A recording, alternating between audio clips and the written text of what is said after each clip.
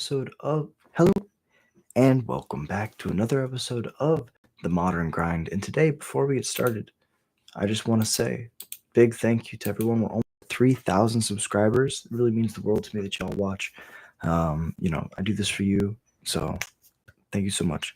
I love goblins and I'll play them till the day I die, but the fact that even one of you is out there looking at these crazy brews means the world to me. Mic check's good. Um, Before we get started, big shout out to the members, people who support the channel, allow me to go to these big tournaments and just help keep things running. Alpha Ronan, Tim's Top Decks, Elias Sutter, The Darth Newt, ADDY100K, Jared Munsterman, and Annan, absolute legends supporting the channel. Really means the world to me. And if you enjoy Goblins content, if you enjoy listening to me ramble, hit that like and subscribe. Easiest way to support the channel, and it's free. So let's jump into it. Before we start, we got some new Final Fantasy spoilers. I just want to touch on real quick. Oh God, where do we start? So the most recent one is Edgar, King of Figaro. 6 mana, 4/5. When he ETBs, you draw a card for each artifact you control. Hold up, hey, that is a big ass bug. I mean a card, hey, that's insane. So even if it just draws you 1 or 2 cards, 6 mana for a 4 or 5 that draws 2 cards, that's pretty good. Now you add on to the fact that you could have way more. You could have 5, 10 Smothering Tithe tokens, like treasures. You could just there's so many ways that you can break this card. And so I feel like overall, you look at this card and you're like, okay, this is a commander staple, right? Blue artifact legends right off the bat, it's going to go crazy. Now, you go to standard and there's a mono blue or blue red or blue white artifact deck right now. And so this could be your way to refill your hand after you cast all your affinity for artifact spells. So I think that Edgar is probably a build around. The 2-headed coin thing, the first time you flip 1 or more coins each turn, those coins come up heads and you win those flips. Basically flavor text. I can't imagine a situation where you want to always win your flip. There's like some niche, like take extra turn spells that you flip a coin.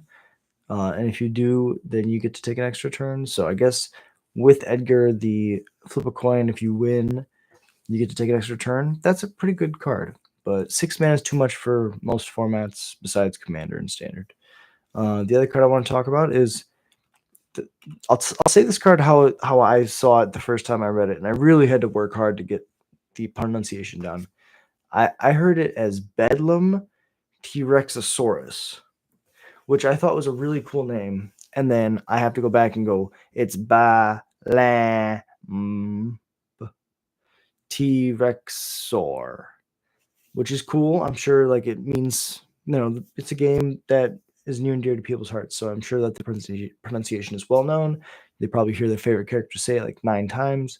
But to me, Bedlam T-Rexosaurus or something along those lines is used to be so cool. This is still really cool. It's a 6 mana 6/6 which you can forest cycling, so you can grab your surveil land, and then when it enters, you gain 3 life and has trample. I mean, if you're able to like turn 1 Llanowar Elves, turn 2 forest cycling, turn 3 reanimate this, you gain 3 life, you have a 6/6 body. Like, I don't want to say that's good, but like that sounds pretty good. I feel like these cycling cards are super underrated right now. I feel like they need to be looked at as their own. Look at it like the Modern Horizons cyclers. I understand that they're not 1 mana. Very fair. I understand that it's not eternal formats we're looking at. Or it's fair. It's a rotating format. It's just in standard. However, we have so much graveyard support. Like graveyard reanimation decks really have not been a thing since like the coiling, or there's a 5 mana card from Bloom Burrow. You can gift something, and if you do, you get to offspring whatever you bring back. I've seen people bring back Massacre Worms. I've seen people bring back a whole bunch of stuff. But like the reanimator archetype is just not good. This card, ETBs to gain you life, is a decent blocker, and it's a Colossal Dreadmaw that gains 3. and can get your surveil land. So I feel like this card is going to be good for as long as surveil lands are in standard.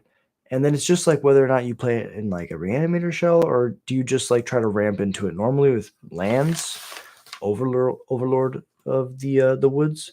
But I think I was excited to see what the other we have just the only one that's left I believe is the red cycler. So this card's really cool. Probably talked about it way too much. This card is also insane. It's a 2-mana legendary wolf. Whenever you cast your first human creature spell each turn, that creature enters with an additional wolf encounter for each dog and or wolf. And it taps for mana. So it's a mana dork that you can have in your command zone that buffs up all of your humans, that buffs up the first human you cast each turn for all of your dogs and wolves. So if you have like pack like werewolf tribal, right? Werewolves are wolves and humans. So you cast the front side of your werewolf, it's face up, it enters, gets the counters, and then like for all of your other flip werewolves. So I think this card's going to be really cool. It's a cool pauper legend too. Summon Titan is insane. 5 mana 7/7 with reach and trample. So that means that you're going to lose it after the third turn, but you get this cool ability. When it enters, or it's the first chapter, you mill 5. Then the second chapter is you return all land cards from your graveyard to the battlefield tapped. So you kind of got a little Aftermath Analyst action going on. Aftermath Analyst is a 2-mana 1/3 that when it enters you mill 4, and then you can pay 4 to bring back all the lands from your graveyard and sack it. So to have this on a 7/7 body, just like even if one land goes in the graveyard and one land comes back, right? That's replacing the Titan. It's ramping you 1. And then if you ramp for 2, that's a little bit below rate because usually explosive vegetation is 2 mana grab 2 or 4 mana grab 2 lands tapped. But you have the upside of also having the third mode. Until end of turn, another target creature you control gains trample and gets +X or X the number of lands you control. So on the third chapter, the turn that you sack it, you choose another creature and you potentially give that, even if you haven't returned any lands from your graveyard, you give it potentially 5 +5/+5 and trample. And the ceiling on this card is insane. So I think Summon Titan is actually going to be pretty interesting to see if people play around it. We also got the Water Crystal, which I think is like for EDH going to be absolutely insane. It's a 4-mana artifact. Blue spells cost 1 less to cast. And if an opponent would mill 1 or more cards, they mill that many cards +4 instead. It's not +1. It's not. I thought it was going to be doubled, and then it's not doubled, but it's +4. So this is worse with large instances. But if you're doing like individual mills, like a mesmeric orb, for example, one mesmeric orb. If your opponent untaps 1 land, they mill 5 cards, and that's insane. So I think that like in EDH, the Water Crystal is going to be insane. There might be a mill deck in Standard now, but I'm not 1,000% sure. I just think this card's like super cool, and there's a lot of like room to innovate with this card because instances of 1 mill are pretty easy. There's a lot of ways you can just trigger that, and for each mill to be increased by 4, so each instance of 1 mill it becomes mill 5. It's going to be disgusting. Then we go to the other crystals I wanted to talk about. I guess we should let's talk about Joshua. Joshua Phoenix's Dominant is a 3-mana 3/4. When Joshua enters, discard up to 2 cards, then draw that many cards. And then you can pay 5, tap, exile Joshua, return to the battlefield transformed under its owner's control only the sorcery. Does not have haste, so you do have to wait 1 turn to do this, even if you have 8 mana. The backside is Phoenix, Warden of Fire, Rising Flames. First and second chapter are both, it deals 2 damage to each opponent. The third chapter is return any number of target creature cards with total mana value 6 or less from your graveyard to the battlefield. Exile Phoenix, and then return to the battlefield front face up. And it's a 4/4 with flying and lifelink. So again, doesn't have haste, so it exiles itself, brings itself back. You don't get to attack the first turn, but you shock them. The second turn, you attack for 4 in the air with flying and lifelink, and you shock them. So they've taken 8 so far. Then the third mode, you don't get to attack, but you bring back a bunch of stuff, and then it comes back as front side. You can pitch cards to draw. I think this card's actually going to be really cool. Standard card, really cool EDH card. Not really much in other formats. Then the other cards that we got today I wanted to talk about were the Fire Crystal, the Earth Crystal, and the Wind Crystal. So the Fire Crystal is very straightforward. Red spells cost 1 less, and creatures you control have haste. Krenko's 3 mana and his haste. Pile Driver is 1 mana and his haste. You take this to Pioneer, and there's so many crazy applications. Yes, it's 4 mana, so it's going to be very expensive. Not really going to impact your early game, but this is like a sideboard card or maybe a one of to allow yourself to get, it's your. I was gonna play the blue-red siege because it gives all my goblins haste. This is 1 more mana, but permanently in a non. It's not a creature, so it's gonna be harder to answer. And all my creatures are gonna cost less too. Put me in, coach. The Earth Crystal is also insane. It's a 4 mana legendary artifact. Green spells you cast cost 1 less to cast. If 1 or more 1/1 counters we put on a creature you control, twice that many 1/1 counters are put on that creature instead. Best wording. That's amazing. 6 mana tap. Distribute 2 1/1 counters among 1 or 2 target creatures you control. So it's not a Hardened Scales because Hardened Scales just gives you 1 extra counter. This is actually a doubling season for 4 mana on an artifact that also makes your green spells cheaper. I think this was a mistake. I think that something really broken is going to happen because of this, and that's fine. I love it when things are broken, but it's something to be aware of. And this is one of the best EDH cards I've seen out of the set so far, and that's saying something because there's so many good cards for EDH. If we look at just sheer power level, right? This it says screen spells. There's no contingency. There's no or not contingency. There's no restriction. It just is all of the green spells you cast cost 1 less to cast. And it gives you the doubling season effect for not everything, and it doesn't double your tokens, but for 4 mana, you're okay with losing those 2 things. Also, your other spells are going to cost less. So it's this card is actually insane. The Wind Crystal is kind of like the original Boon cycle, where the white one is kind of underwhelming. White spells cost 1 less to cast, and if you gain 1 life, you gain twice that much life instead. That could be crazy. That could be really insane. 1 becomes 2, 2 becomes 4, right? However, I just I could see a world where there's a life gain deck in standard, but right now I just don't see it happening. It's 4 mana, and then you have to try to untap, and that means you have to have survived to get to that point. I'm much more excited about the blue spells cost 1 less. If an opponent would mill 1 or more cards, they mill that many plus 4. Then you can pay 6 tap. Each opponent mills cards equal to the number of cards in your hand. Super, super impactful. Fire Crystal is super impactful in red. Green, super impactful in green. Wind Crystal is kind of a meme. You get amazing bonus sheet art cycle. Super cool bonus sheet cards that could just show up anywhere. Yeah. Oh my god, Astral Titan is Primeval Titan, and I don't even know what that is, but that looks amazing. Oh yeah, we got Atir and Pruin, I believe.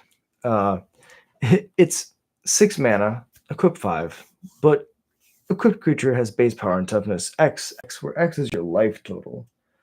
Then you just give it Shelter by Ghosts, right? And then you just attack, and then it just gets really big. The bounce decks just keep getting more tools. It bounces a permanent, it has flash, and landfall makes it bigger.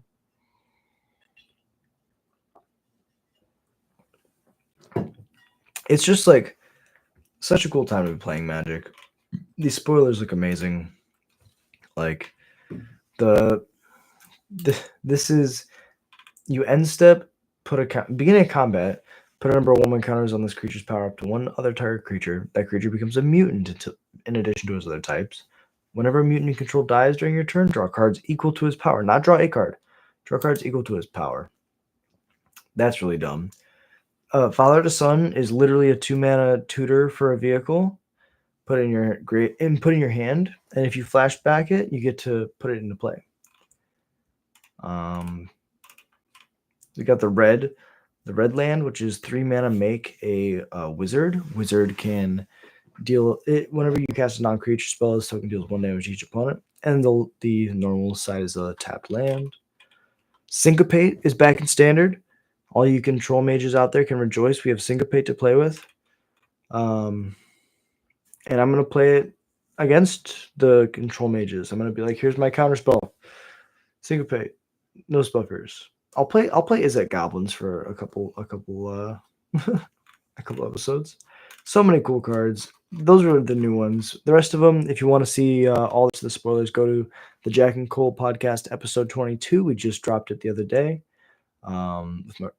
Me and Cole break down all of the Final Fantasy spoilers. That's the current update. Now we're just going to go play some Modern. Really appreciate your patience. Thank you so much for being here. Maybe. I definitely fat-fingered that. Oh, it worked. Hooray. Okay. Command Cube.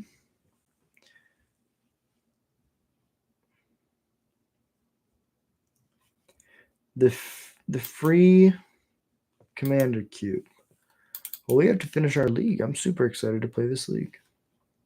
All right, we punted that last game because we were playing against a super fringe deck, and we had just finished using all of our brain power to beat control. And so, but it was fun. It was fun to see the crazy combo deck do its thing twice. And oh my god, to die to double fiery emancipation, that's something awesome.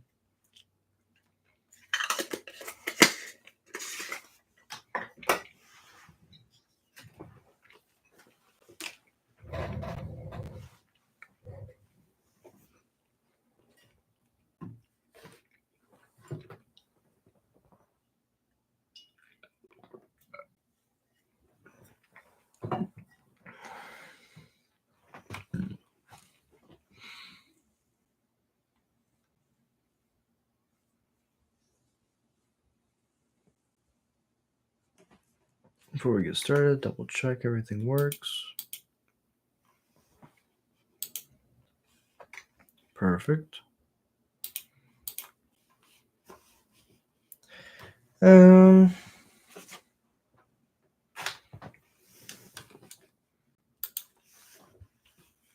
Better. On the Sting Scourger.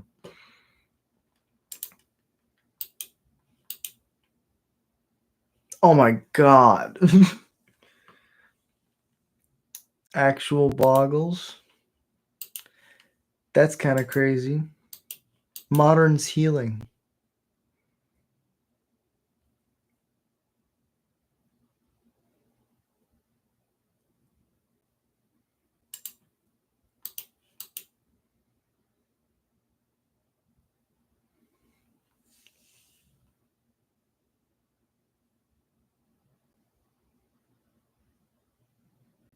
Double ethereal armor? No.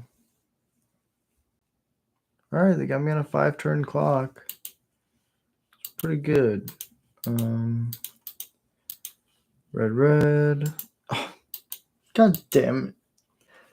I was about to be like, I don't have any way to deal with this, and I have to try to go for the combo, but I have no control over whether or not it's there. And the top card is a Harbinger.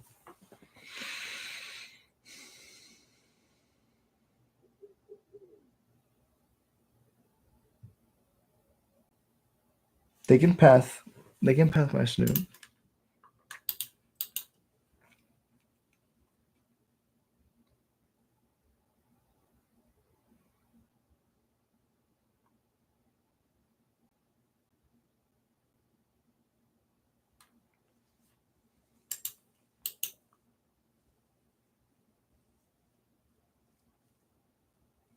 Okay, so they have 3 cards left.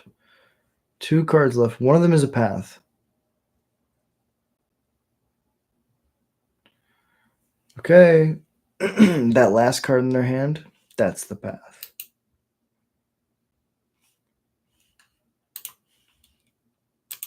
I would like to pay 2 life. Black, red, Harbinger. Okay, yes. Kiki Jiki, target, tap to target, tap to target, tap to target, tap to target.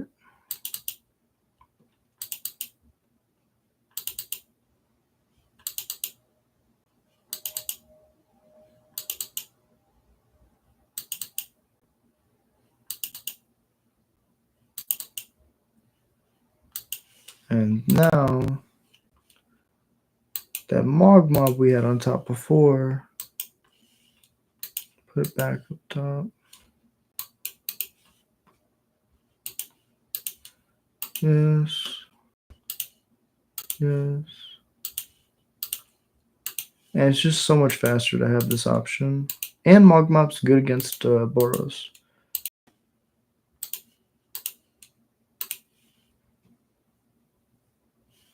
Okay, game 2.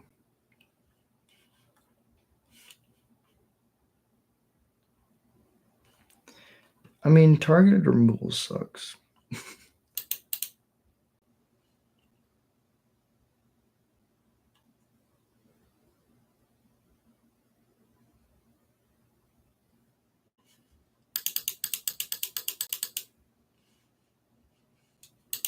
I'd rather have Chalice than Munitions Experts, because Munitions Expert can't target anything.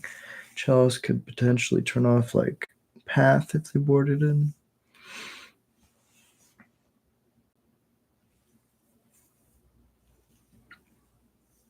I mean, I like this. Get my Skirk down, then I put my Chalice. It's not really fast enough if they have an aggressive hand, but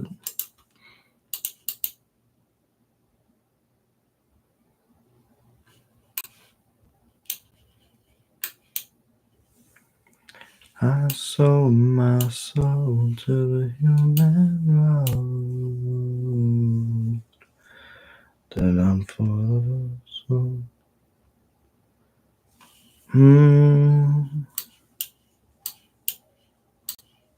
It's actually kind of close.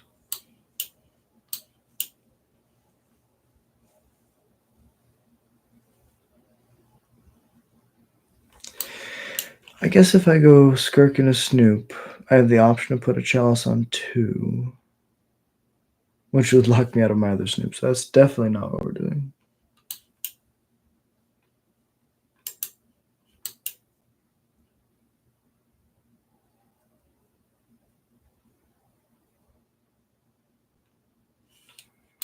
Mountain, Skirk. Go crazy. Path this, please.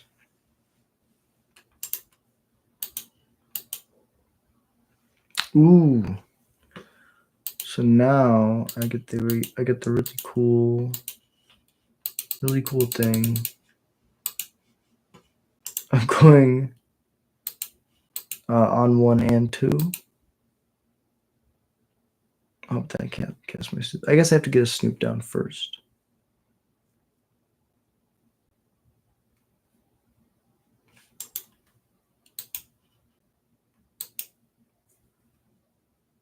Ooh, Shelter by Ghosts targeting the Chalice.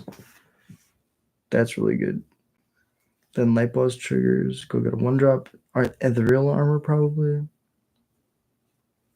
Oh, yeah, no. Daybreak makes sense. Because it's equal to. It doesn't have to be less than.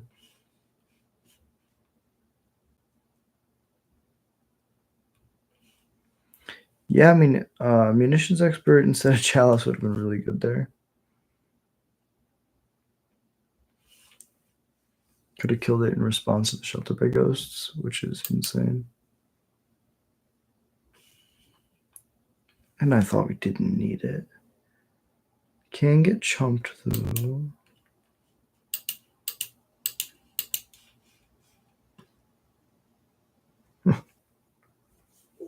That's funny.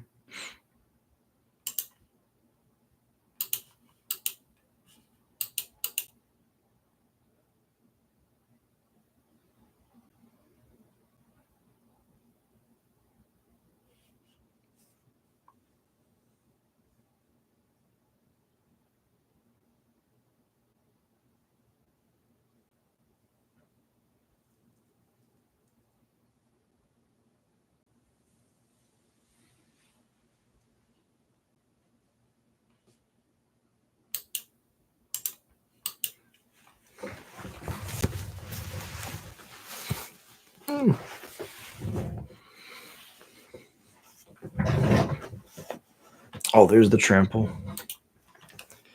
Well played, opponent. Well played.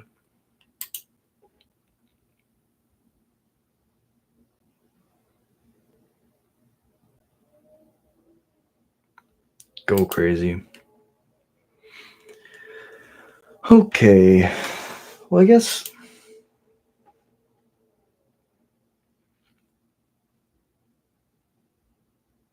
How much of this could we have stopped?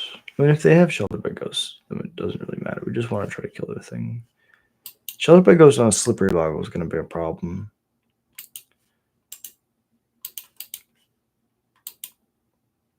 Kapow. Alright. Let's go back. Back to the original configuration.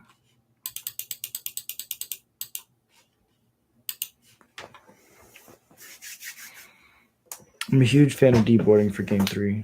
You know, your opponent usually will make decisions based on what you did in game 2. If you won game 1 especially, because you're in such similar situations to a game you've already proven that you can have a chance with.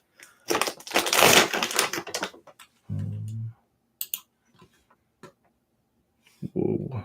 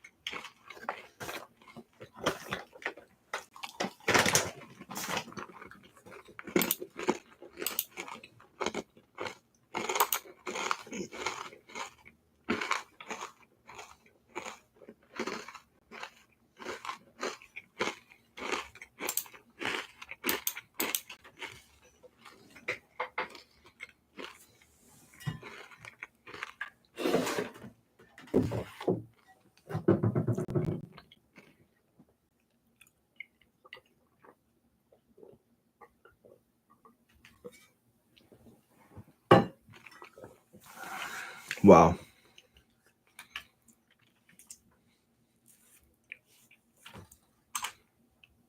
So they're smart.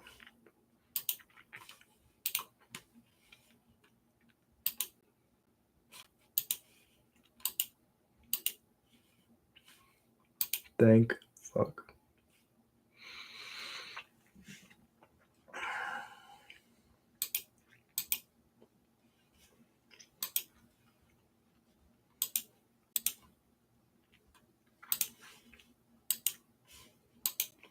Matron.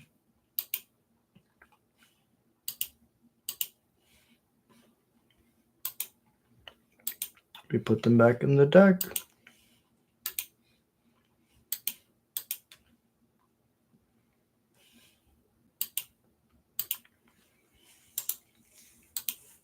That was a very important turn.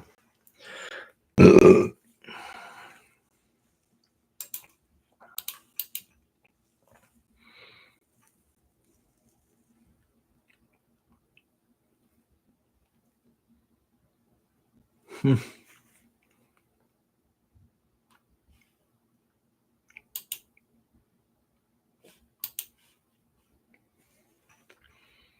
we put the counters on it?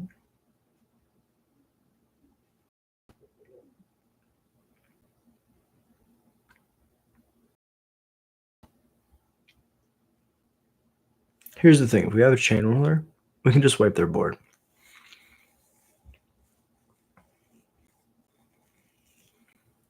But I think it's a no.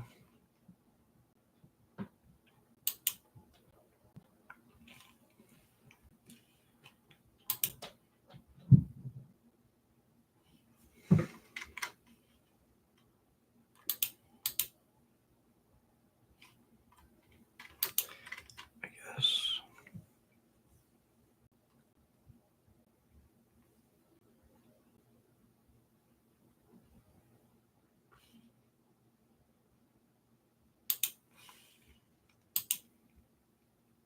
Oh, we saw Sheltered by Ghosts. So that would be the thing to play around. Which I guess. Oh, god damn it. Trying to figure out how to play around stuff. Deck, stop giving me blind flip kiki jiki. I'm tired of it, Grandma. That's too goddamn bad. Okay. And now we just gotta yield. Definitely not attacking, right? Right? We're not attacking, right? Eyebrows to the sky.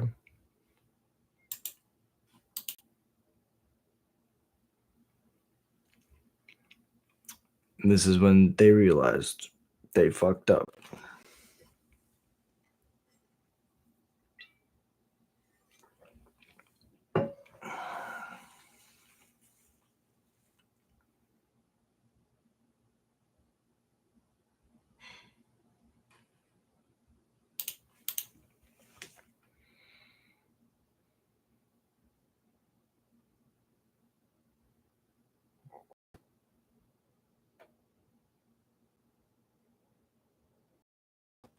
Okay.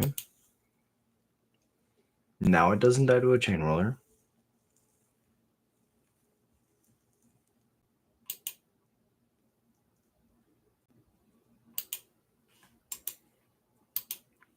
I think we yield through this turn.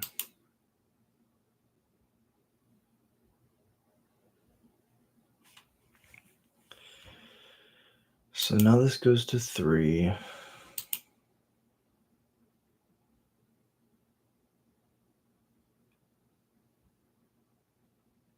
It's a yes, because I want to pump. But does the pump do enough?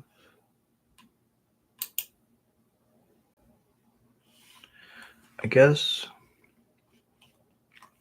Yes, it does, because I can put a second skirk on top, I believe.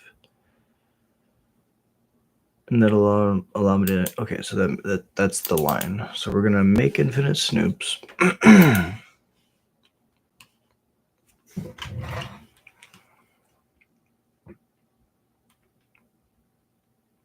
Dismember.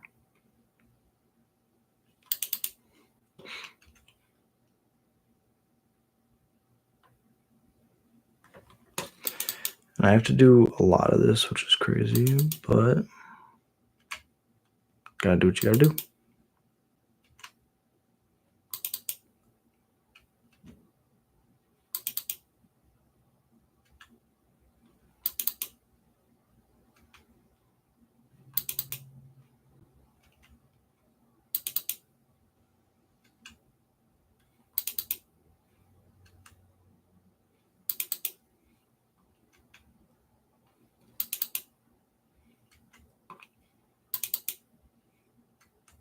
So they have a ley line, so I can't just drain them.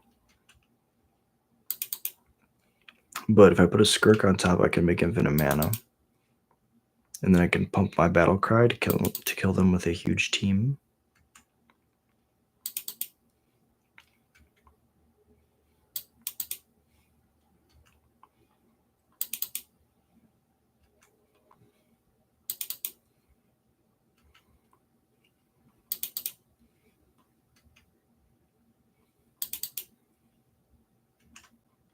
Okay.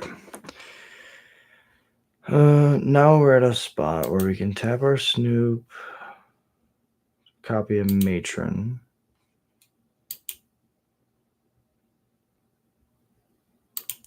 Yes, I would like to tutor. Go grab my skirt.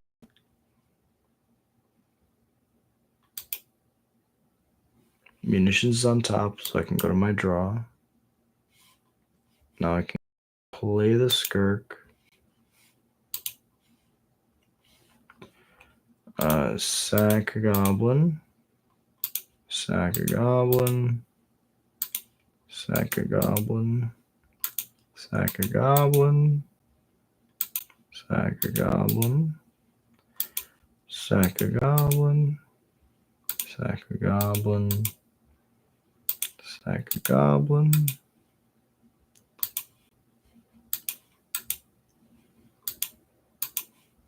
$10,000 years later.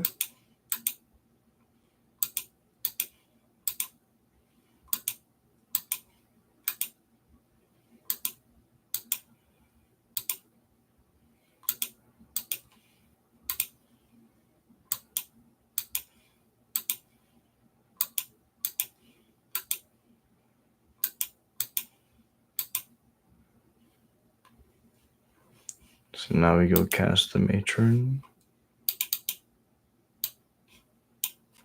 Matron's good. Now I go get a sling gang because it just puts a bunch of bodies into play. I guess we get a chain whirler so we can take away their blockers. Vial in the chain whirler.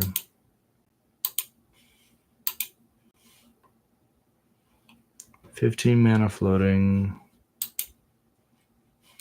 Activate.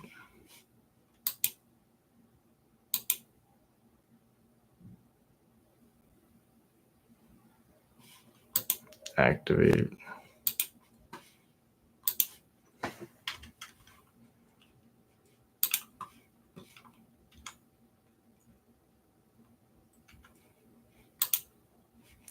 Activate. Activate. Activate. Activate.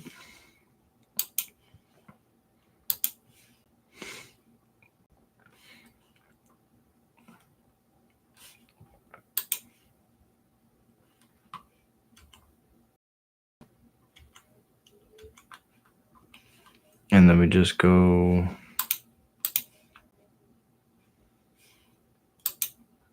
pump again. And then we'll yield. Go to combat. Attack with all. Huzzah!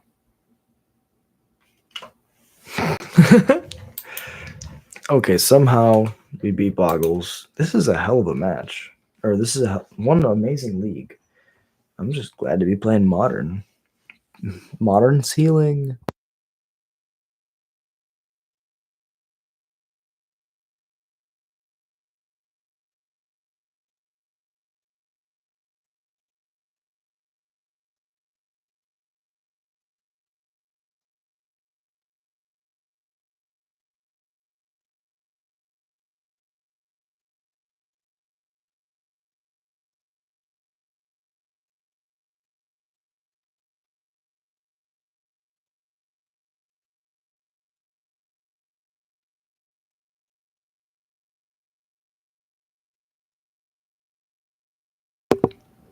It's better than the 6.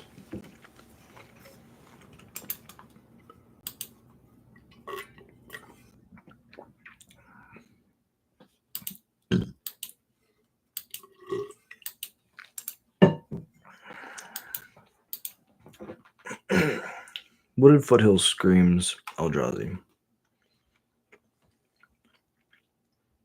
Oh, it's Storm. A very diverse meta.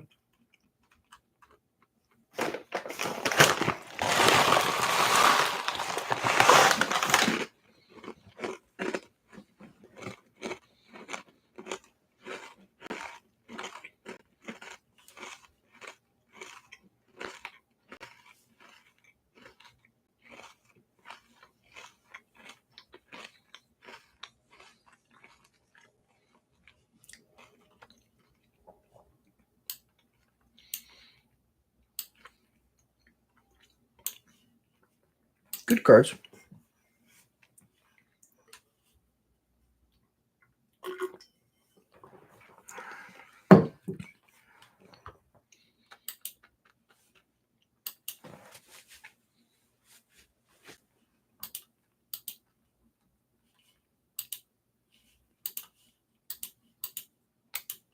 All right, let's race.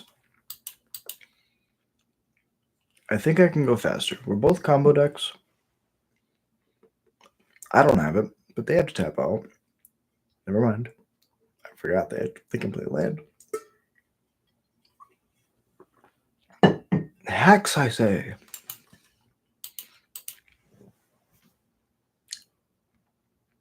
Maybe.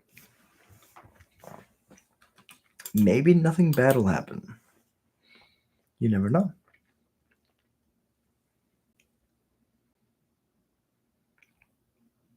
Their hand could be 5 bad cards.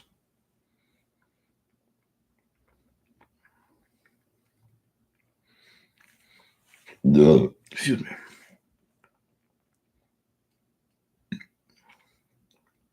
Three bad cards.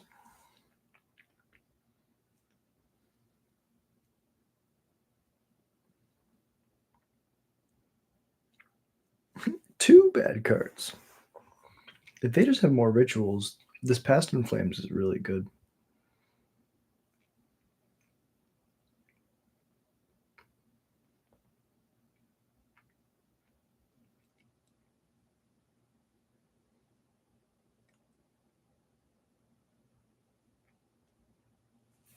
Valakut Awakening, okay. They're going to draw 2.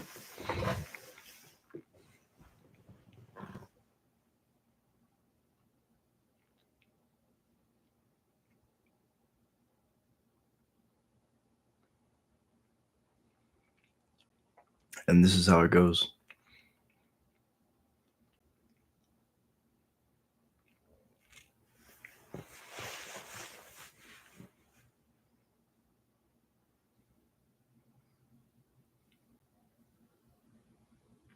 So they get a free card, 2 more looks at the Renan's Resolve.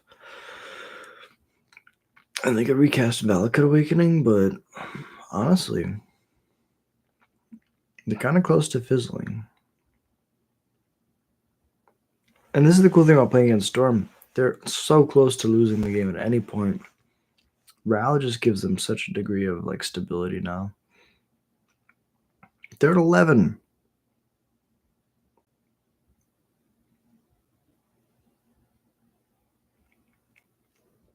Recast Valakut Awakening, do the thing. Start ritualing. Probably found a wish then.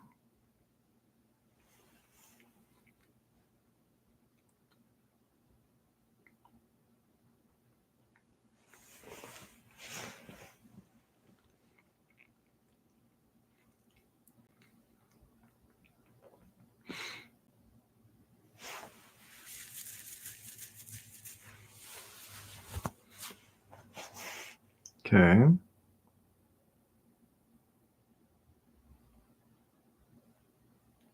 Nothing bad's going to happen.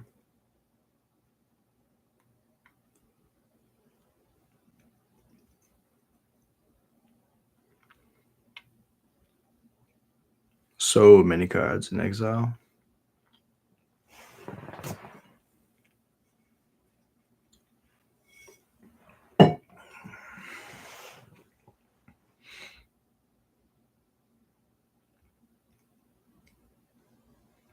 Gets the mana reducer back.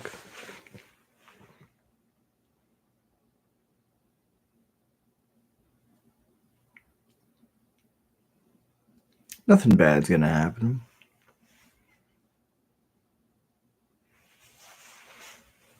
Wish. Grape Shot, Revamp Grape Shot. I see the Grape Shot. I will concede. You don't have to click the target for everything. GG's opponent. Well played. Take out the dampening, or put in dampening sphere, Leyline.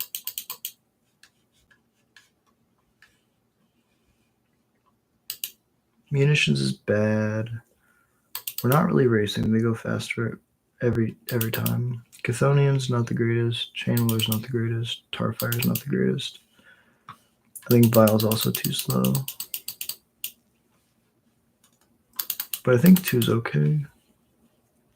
What's another card we don't want in this matchup?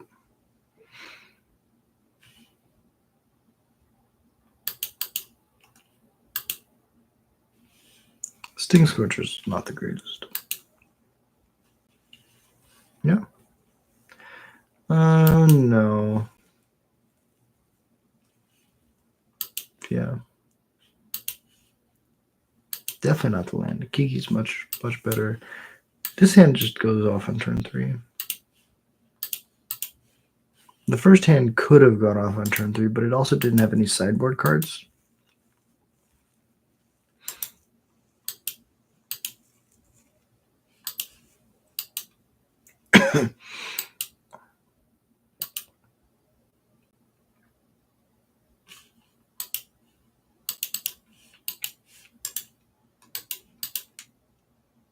Nothing bad's gonna happen, opponent.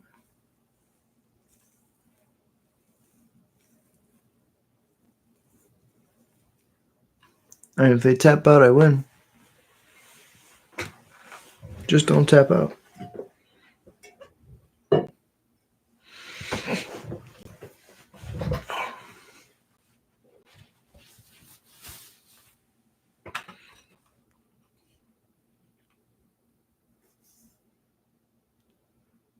Maybe. Nobody knows.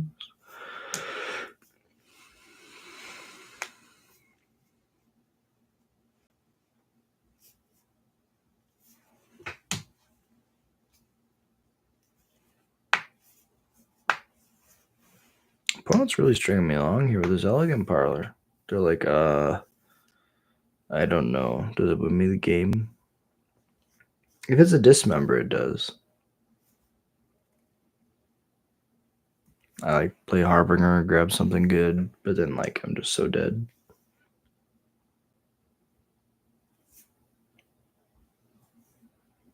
They're probably like Wish can grab my removal, but I needed my removal like now.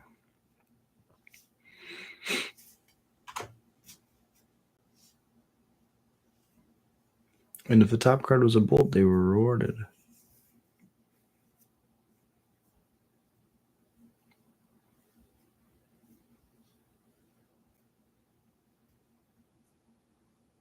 Talent's really good.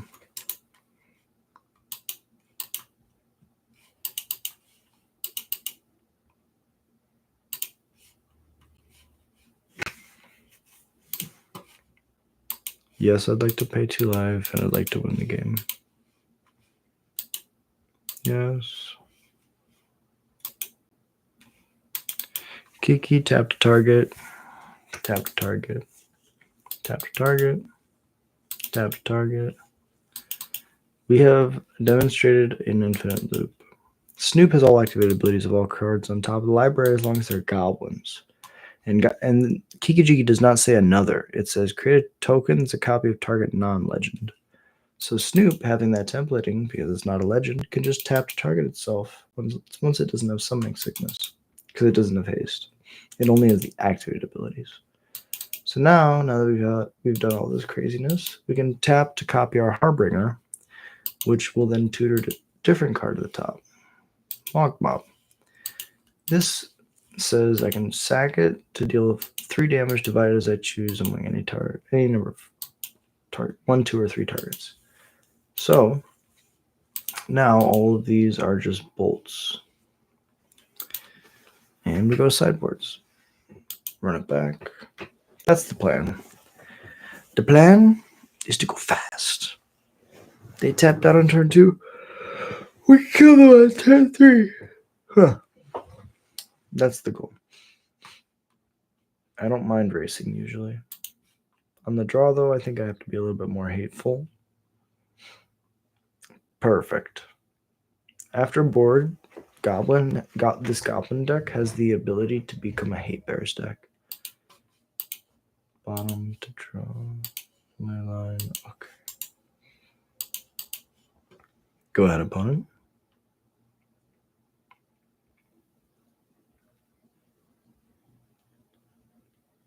Draw.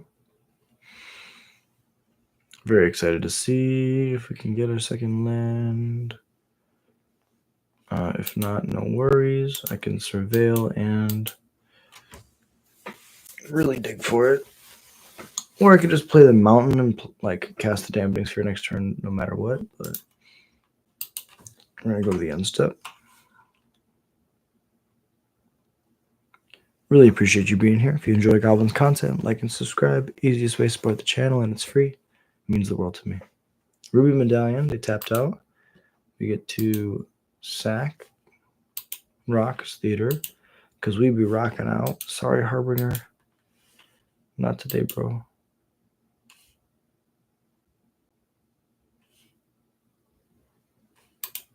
Disciplined and rewarded. All right, opponent, go crazy. Force of Vigor me. So your spells still cost 1 mana for 2 drops. But they just have to pass. We can Trash Master next turn. Can't really Mog Mob. If we play this tapped,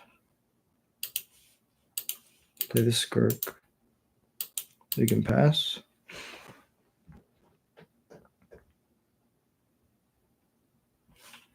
Next turn we can sack.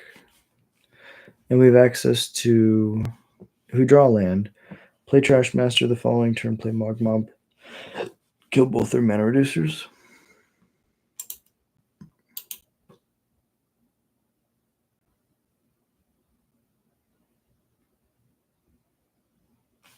Flage is good.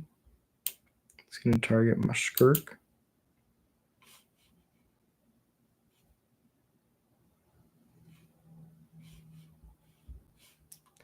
But then we sack it again. No life gain for you.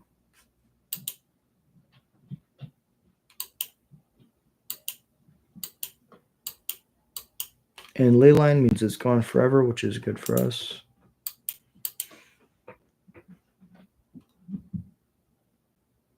They get attack.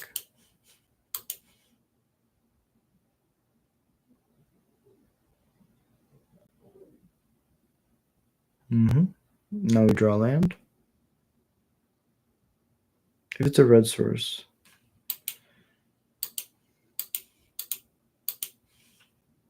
do we kill the Ral first? Probably.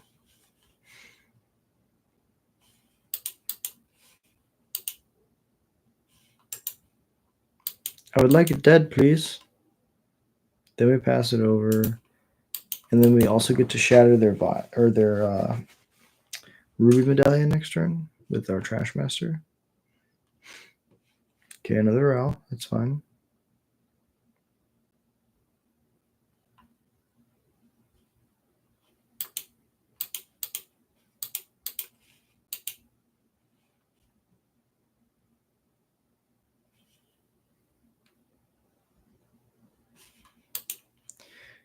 Just gonna keep them off mana as much as I possibly can.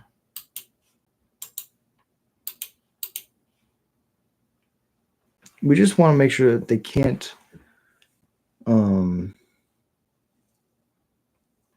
yeah, that's fine.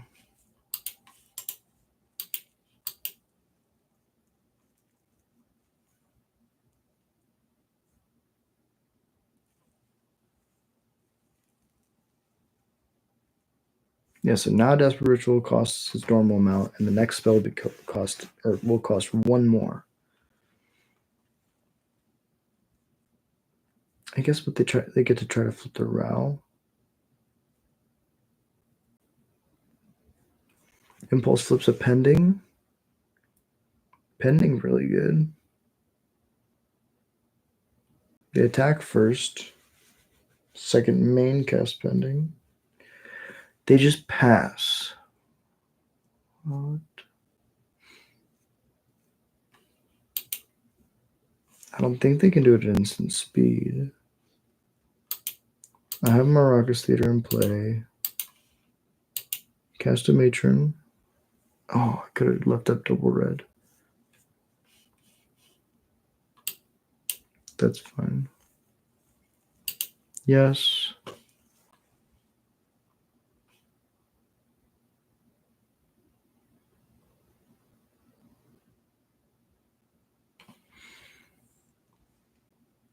They have 2 cards. I think we got to refuel.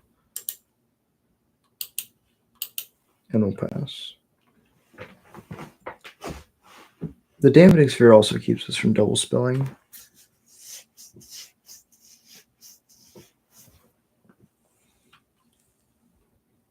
Colorless is not a color.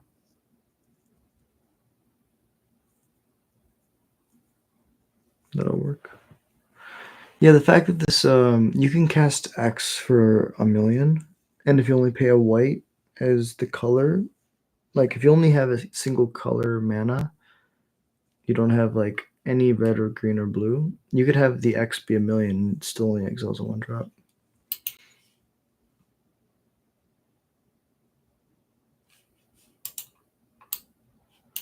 I guess we go to the end step.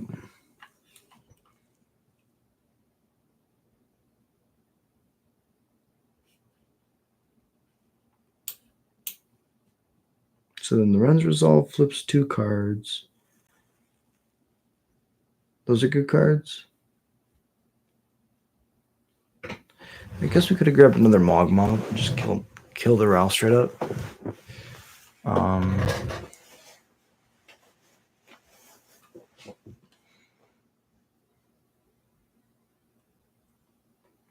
Metamorphose is good.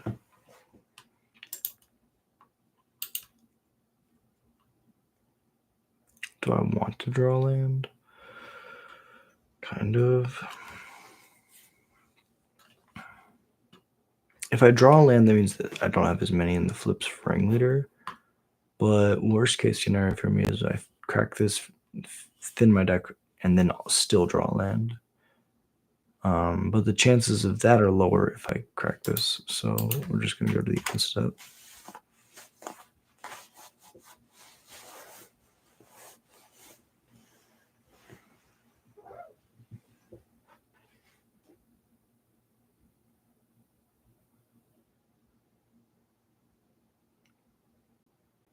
Format Past in Flames, and then cast the Desperate Ritual in response to try to flip the Ral. Yep, it did work. So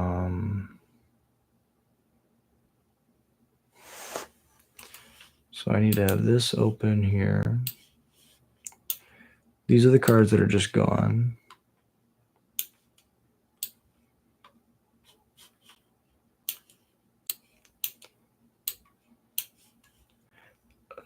And then I don't know how to tell which are the new ones.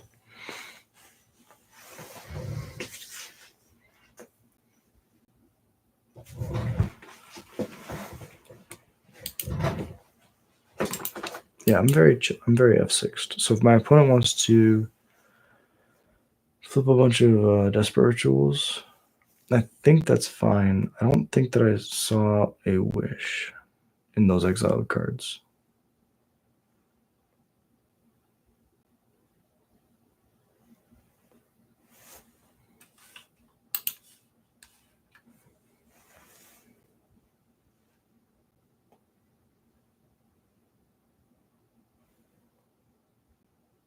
They cast a Pending.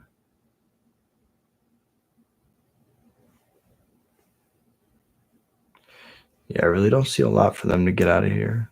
Or I don't really see a lot here to help them get out of it. Having the Dampening Sphere that early and then making them use their resources to deal with it, and the Leyline to just clean up everything out of the graveyard, just it's a really good spot to be in.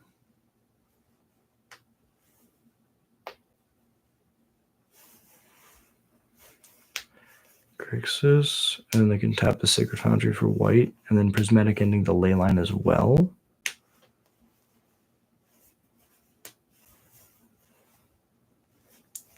Oh, Ral is a May. That's really interesting.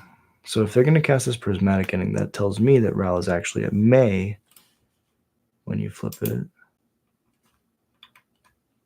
You may cast instant sorcery spells among them this turn without paying their mana costs. Oh, is it a requirement? It'd be really interesting. Because if they cast the Prismatic Ending, because they floated blue and black, they have red. If they tap a white, they should theoretically be able to cast Depending on 4 if it's in their hand. But I don't know if the clause on Ral when you ult says that the only way you can cast them is is for free. I don't know if you have the option to pay mana for them.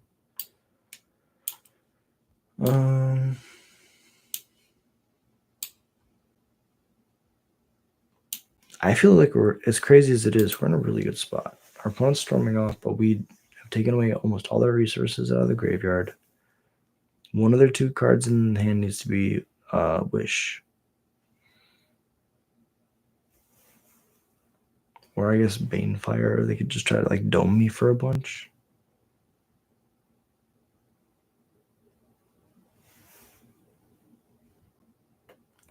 It's just I don't understand why else you would make there's the Wish. I guess Wish could grab Stormscale Scion, the dragon. That would explain why they made so much mana. They have exactly enough to grab 6 mana dragon and cast it, and they'd make 11 6 mana dragons. Oh no.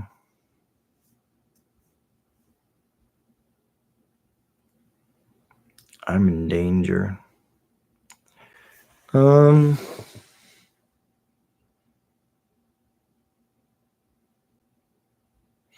Yeah, that's crazy because if I tap the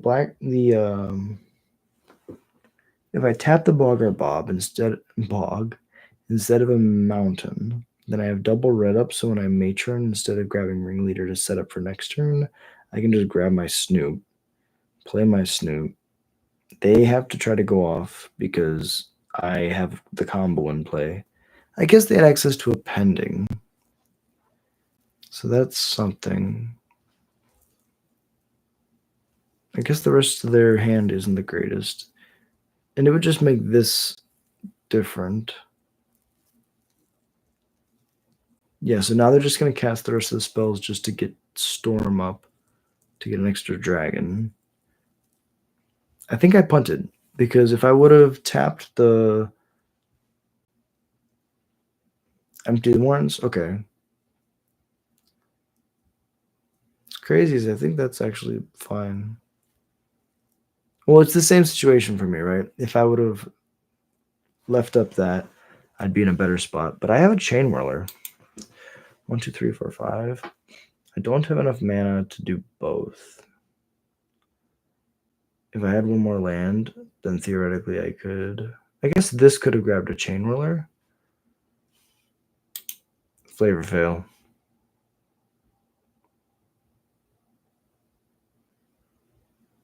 Yeah, Crater Maker doesn't do it.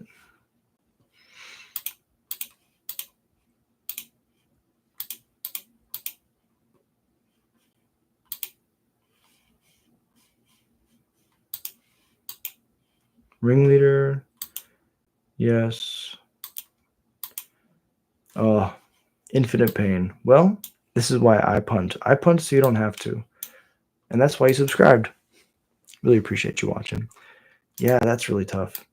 But that's the cool thing about playing these leagues is I get to learn, what I did right, what I did wrong. That was definitely wrong. And all I did was, I didn't think about leaving up double red, which I should. I play this deck a lot. It's my favorite deck. And hey, you know what? If I'm gonna die, it's gonna be to goblins. A little tip of the hat from my opponent.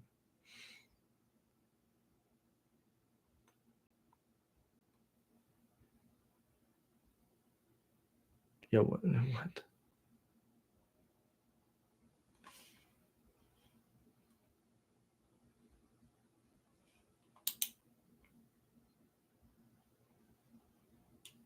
Well played, opponent. GG's. And we go on to the next one. All right, we're currently 2-2. I think we run it back. I'm going to the bathroom real quick. Don't you go away.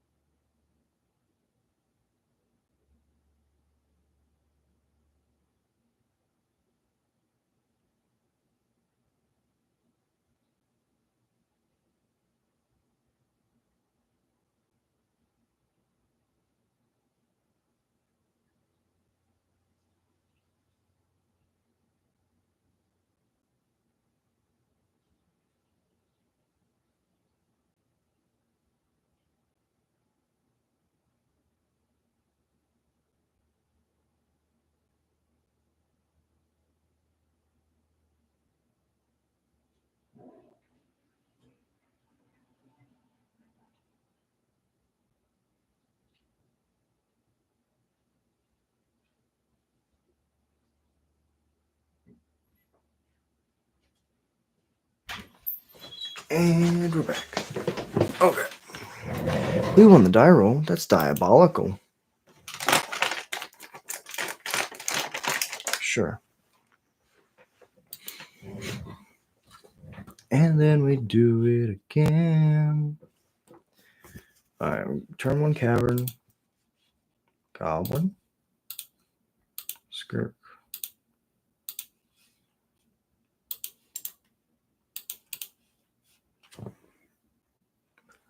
Go ahead.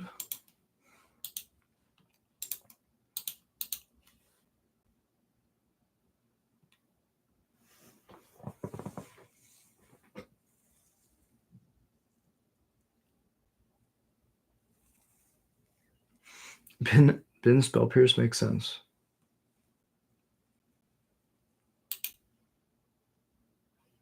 Play a Bloodstained Mire.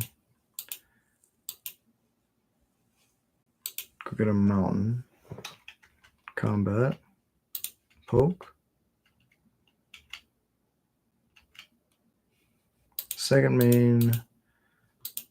Sack the skirt. Play a matron. This looks like Quarry Steelcutter.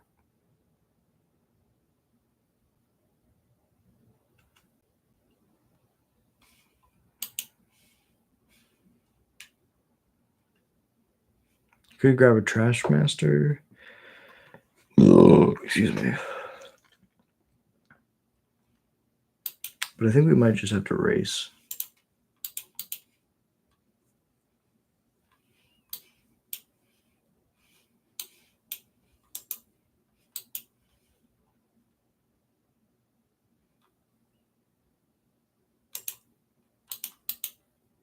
Let's see what they do.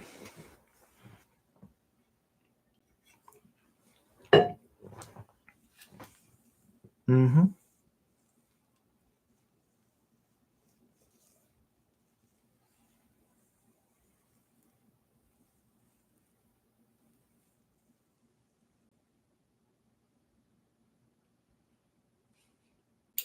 Let's play Snoop first.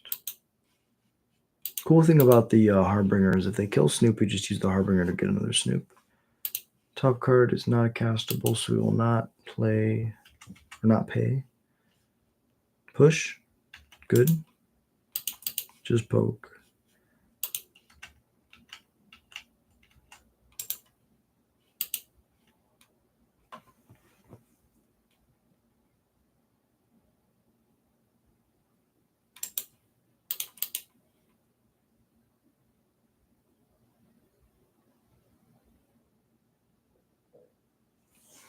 I feel like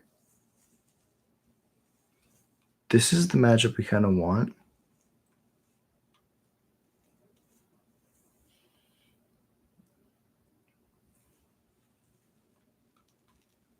As crazy as it sounds, this is like what we would like to be doing.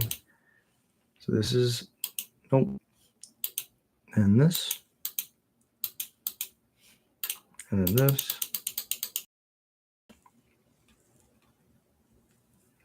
Like they're gonna try to do some slow grindy stuff, and that's like where we are naturally. Let's go grab this ringleader. We have 2 blockers. They have to start sacrificing the graveyard to jump the frog.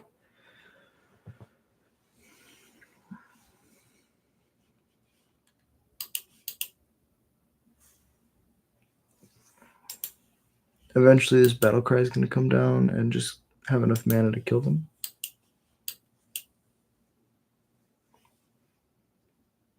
Get rid of that force of negation. I agree. Bad card. Who plays force of negation? That's not a goblin. Come on. No blocks for the flying frog. It's a flying frog. Come down from here. Or come down from there. Murktide. Deep analysis. Okay.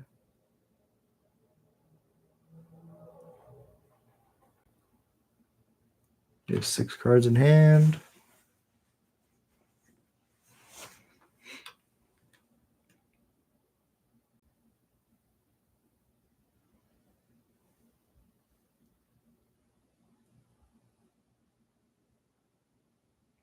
Okay, now it's only 5. See, we're nothing to be scared of.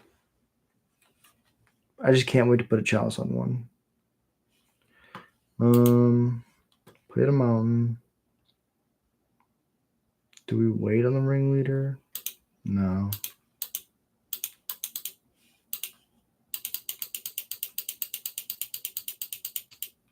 We say you're at a lower life total than we are, so we'll just race. Draw 4? Question mark. 4 mana, draw 4, 2/2 haster.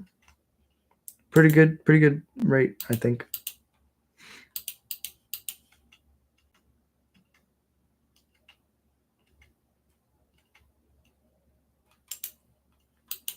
Yeah, this is crazy.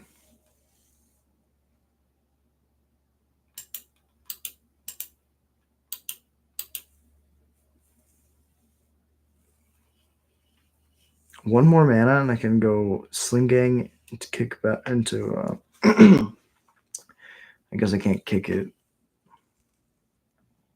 We can go 1, 2, 3. 1, 2. Yeah, we need 2 more lands to play Battlecry, kick it, and do something else. But that's a line to play to because they're at 8. Our opponent has to be doing something like different. Maybe it's just frog control, but I'm expecting like Murktides or Graveyard shenanigans, and I think they just haven't hit any of them. Jumping frog, okay.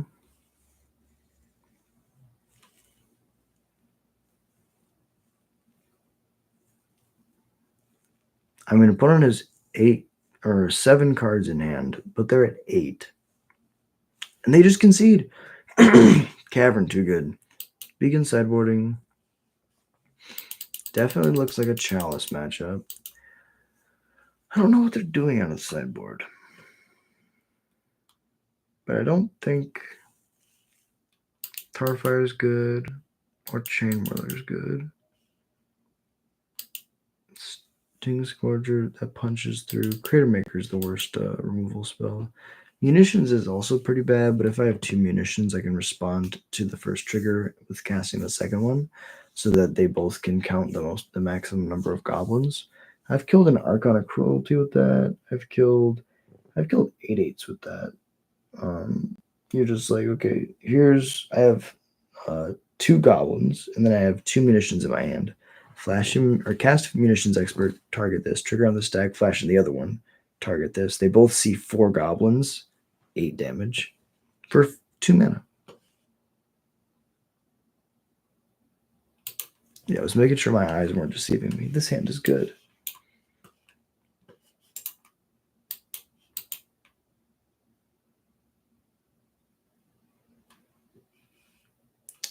Cavern on Goblin.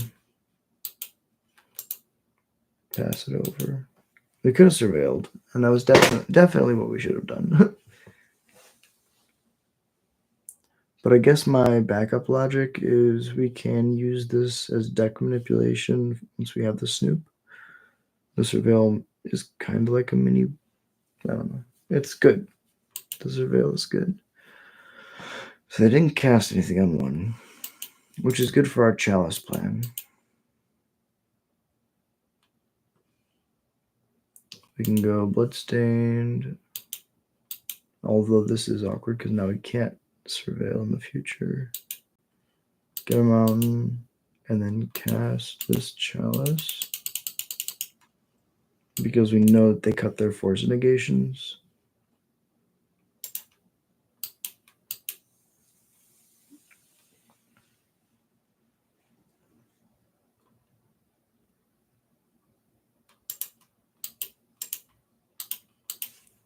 I'm good with damage. Start swinging. Back up to 7.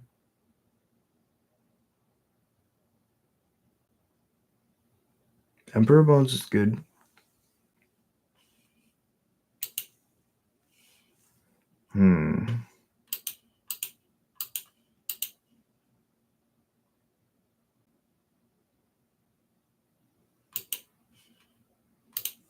Matron, we have an Arena.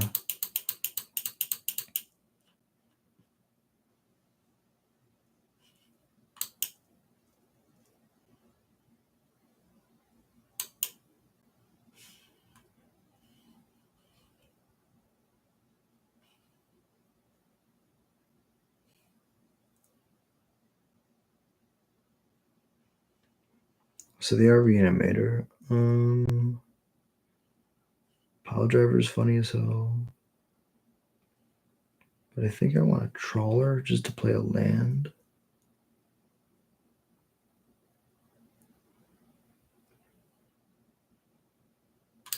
Let me grab the combo piece. We could draw running lands.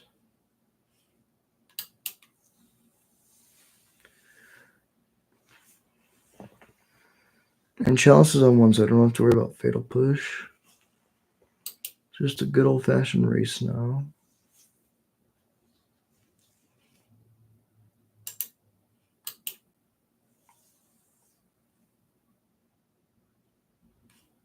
Flying's good. I'm very much so. I should be yielding. There's the Archon.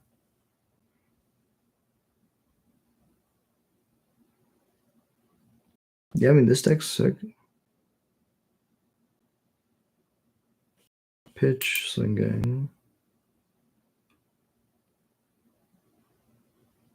And then I die, because it's 9.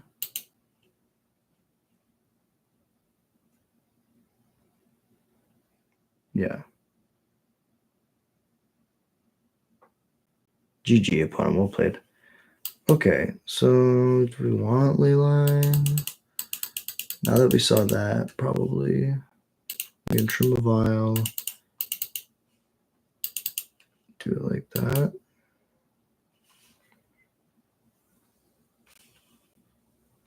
Let's run it back. We don't have a Leyline. We don't have a Chalice. We just have a Snoop and it can die to like anything.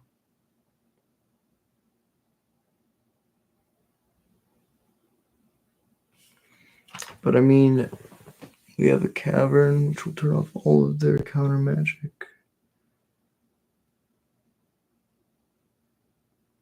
Snoop just dies to push is the problem.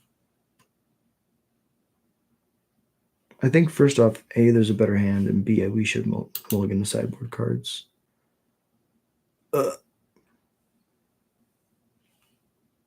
I guess we try it because we can Matron Harbinger for Snoop.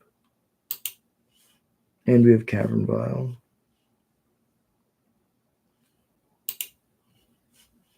Goblin. The Vial and pass it over.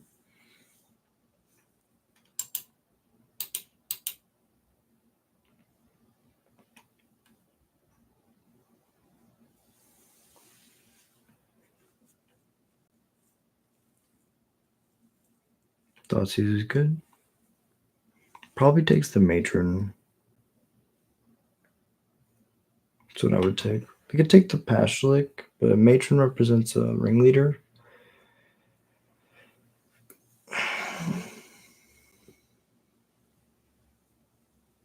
They take the Pashlik. I think that shows they either have a consign in their hand to dress down, or they're just not worried. Which is a bad sign when your opponent's not worried. So next turn, if I surveil a land to the top, I can cast Matron uncounterable, grab a Snoop, put Snoop into play, and then I have the cool line where I can go. Okay, they have the Emperor. Next turn, they could Faithless Suiting. Ooh, they want the, that's what it was. They want the Pashlik. Okay. No, not Yield. Oh, that's really bad. Oh, I'm saved. Wait, no, we yielded through hard turn. No!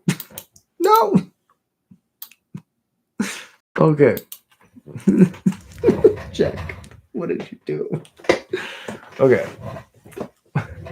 Little misclicks here, little moto fumbling going on. I believe we've lost this game. We had a window where we could have shocked in the Blood Crypt to cast the Matron. Matron grabs Snoop. Their end step violent Snoop. They've been to Pyroclasm. Very interesting. Play a Tamio.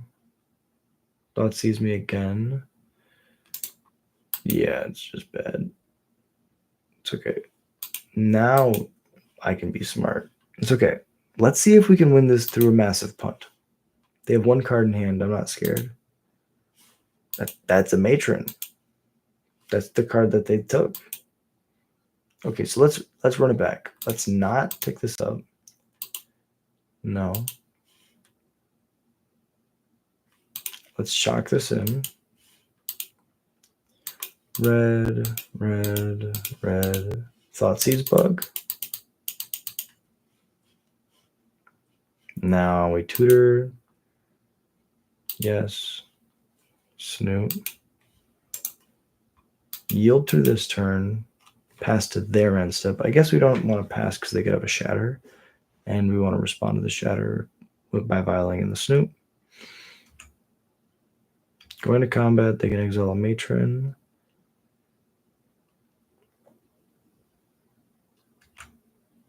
Yep.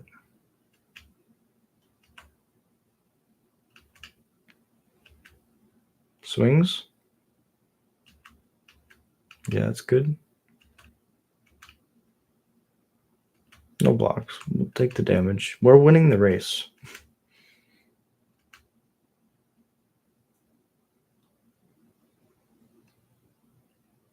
Frog. Frog's good.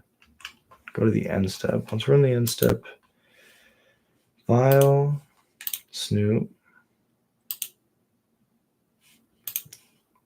Okay. Yes. Okay, so now what we can do is we can go cast an uncounterable Harbinger through a massive punt, I will say. Harbinger is going to tutor for a Kiki-Jiki. Tap target. Now they're going to respond by killing it. No, this is not supposed to happen. Opponent, what are you doing? You're not supposed to let me win. They're going to like redeflect all the damage at the last possible second, right? This is like an anime, right? Right? Right? All right, opponent. Copy the Harbinger. Change the top card.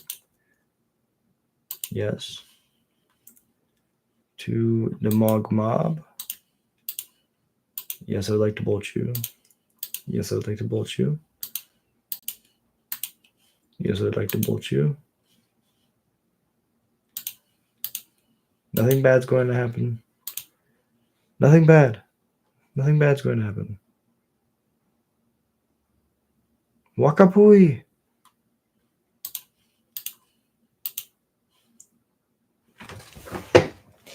And we finished 3-2. Just like that.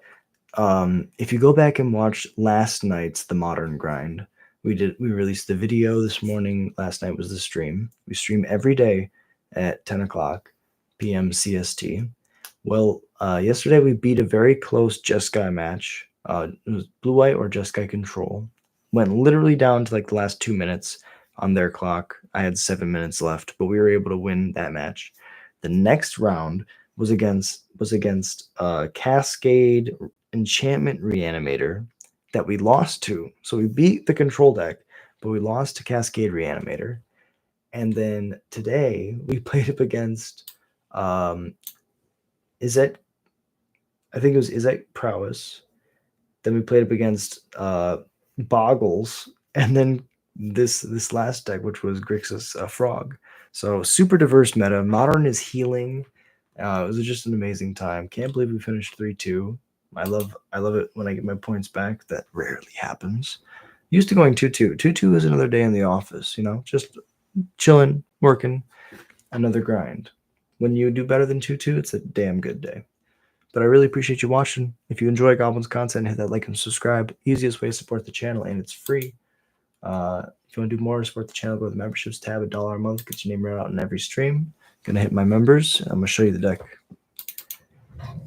The members are Alpha Ronin, Tim's Top Decks, Elias Sutter, the Darth Newt, ADDY100K, Jared Munsterman, and Annan, absolute legends supporting the channel, allowing me to go to these big tournaments. I go to all the energies. If you're local to the Midwest, you know the Nerd Rage gaming circuit is one of the best around. Rivals Star City, in my opinion. And I love going like the big cons. I haven't been able to really afford it. I've been trying to make a more concerted effort to save. And so, all the profits that I get from this, which right now is nothing, but that's because it's a labor of love. I love goblins. I've been playing goblins since I was a kid. And there's some people out there that want to play goblins, but they don't have the tools, they don't have the cards, they don't have the time. That's what I'm here for. I'm in the prime of my life. I love brewing goblins, and I'll do this till the day I die. So this is the deck we were playing. Basically, the innovation is, of course, you have the Snoop into Harbinger turn 3 combo. Then you can put Kiki-Jiki on top and drain them with either Sling Gang or a Mog Mob. But we have some additional hedges against the Boros matchup. Tarfire is really good against Boros. Chthonian Nightmare is really good bringing back your Mog Mobs and your Munitions Experts over and over again. Also, you can flip-flop between like a Chain Whirler and a Munitions Expert, killing one big thing like an Ajani, and then also wiping all their cats away. Battlecry is really good if you just like top deck it, you have a bunch of mana, you're like, here, vial this in, double pump. What do you mean I won? Creator Maker is great because it can shoot any devoid creature. Also, because it just says colorless non-land permanent. Also, it can just shock something in Boros, which is relevant. Pile Driver is something I'm testing right now. There's usually 1 or 2 flex slots. Shout out to Team Flex Slot. 1 or 2 flex slots that I'm testing at all times. Pile Driver right now is like the big hedge against like the combo decks. Also, my domain matchup is pretty bad. So having a card that just gets through all their creatures, as long as if they have a ley line out, which they'll mulligan to, then Pile Driver is unblockable. So it doesn't matter like what else is attacking. If Pile Driver is big enough to kill them, they just die. Sting Scourger, great catch-all. They put Unsummon on a Goblin. This is my favorite card to violin because everybody has to read it. Munitions deals damage equal to the number of goblins. Skirk is amazing. We're a Cavern Vial deck. And yeah, we play a main deck Trash Master. We blow up all the artifacts. Ringleader is the name of the channel because it's my favorite goblin. 4 mana 2/2 with haste. When it enters, you reveal the top 4 cards of your library. Put all goblin cards revealed this way into your hand, the rest in the bottom of your library in any order. So sometimes it's 4 mana draw 0, but it's a 2/2 with haste. Sometimes it's 4 mana draw 4, and it's a 2/2 with haste. That's kind of insane. Sling Gang is like the best grindy card. It makes 2 extra bodies, so even if they kill it right away, you still get those 2 bodies. And you can sack to drain gain, which makes combat insane. Pashulik is the best card to have with a Sling Gang because whenever you sack anything, you can ping things down. And you can also sack one of the 2 tokens you get from Sling Gang to make 2 more tokens. You get a death trigger from that. And every token you sack to the Sling Gang, as long as you have a Passion Lake Mons out, becomes a shock, which is really cool. 4 matrons. This is a 2-mana diabolic or 2-mana demonic tutor, and then it's 1 mana for a 1/1. That's the way I look at this rate. Goblin Matron seems really unassuming until you play it with like a vial up, and you can just grab your best 2-drop and immediately vial it in. Or when you cast it and you're like, okay, well now I'm playing a grindy match. I can literally grab any card out of my deck because I'm playing all goblins. It used to be the one card you couldn't grab was a land, but Boggart Trawler came in Modern Horizons 3, and it allowed us to have not only Graveyard Hate in the main, but also a land that you can tutor with your matron if you're stuck on 3. It's just an amazing deck overall. I love this deck. I love brewing with this deck. And let's say your Boros matchup is like really good. What do you do against Eldrazi? Well, against Eldrazi, we take the Tarfire, we take the Chthonian Nightmare, and we take the Chain Whirler, and we turn them into 2 Goblin Ruin Blasters and a Wart. So Wart, every upkeep, or at your upkeep, you get to pick up a Goblin card out of your graveyard, and it is Fear. The attacking doesn't matter. What's important is that you get to pick up your Goblin Ruin Blaster every turn. 3 mana, 2/1. You can kick it for 1 extra. It gets haste, or it has haste. When it enters, if it's kicked, you destroy a non-basic. Let's do the rate. It's 3 mana for a Stone Rain, 1 mana for a 2/1 with haste. That's insane. And if you sack it to a Sling Gang or a Skirk Prospector, every turn with Wart, you get to pick it back up.